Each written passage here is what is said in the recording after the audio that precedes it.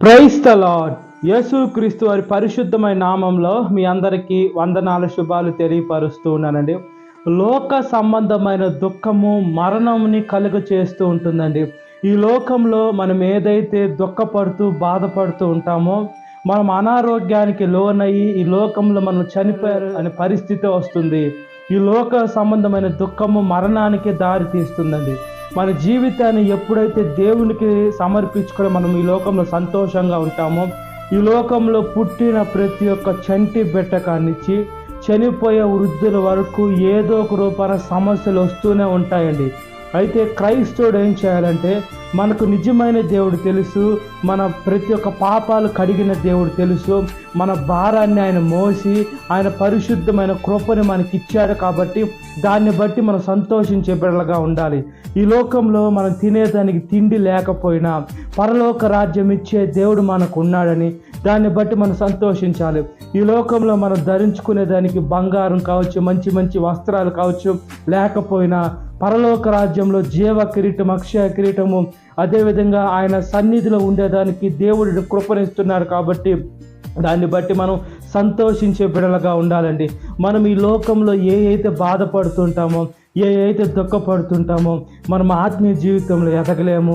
రెండో మరణంలో చనిపోవాల్సిందే, అదేవిధంగా ఫస్ట్ మరణంలో కూడా చనిపోవాల్సిందే. కాబట్టి మనం ఈ లోకంలో చాలా జాగ్రత్తగా బ్రతకాలండి.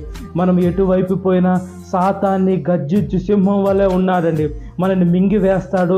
మనకు ఊపిరి ఆడకుండా మనం ఈ లోకంలో ప్రాణాలు కోల్పోతాం మనుషుల చేతుల్లో పడి. అదేవిధంగా రెండో మరణంలో కూడా మనమే దోషారోపణ చేసి మన నరకంలో తీర్చుకొని పోవాలని సాతాను ప్రయత్నిస్తున్నాడు. కాబట్టి మనం దానికి చోటు ఇవ్వకుండా ఆయన మార్గంలో మనం నడిచినట్లుగా ప్రార్థన. మహాపరిశుద్ధాత్మదేవ, మా ప్రియ పరలోక తండ్రి, సాతానికి మేము ఛాన్స్ ఇవ్వకుండా మీ మార్గంలో నడిచినట్లుగా ప్రార్థన చేస్తున్నానయ్యా. యేసు, మేము ఎప్పుడైతే సాతానికి ఛాన్స్ ఇస్తామో ఈ లోకంలో చనిపోవాల్సిందే, శారీరకంగా ఆత్మీయంగా కూడా చంపేస్తూ ఉంటుందయ్యా. యేసు, అదేవిధంగా ఆదిలో ఆదాము అవ్వ అలానే చేశారయ్యా.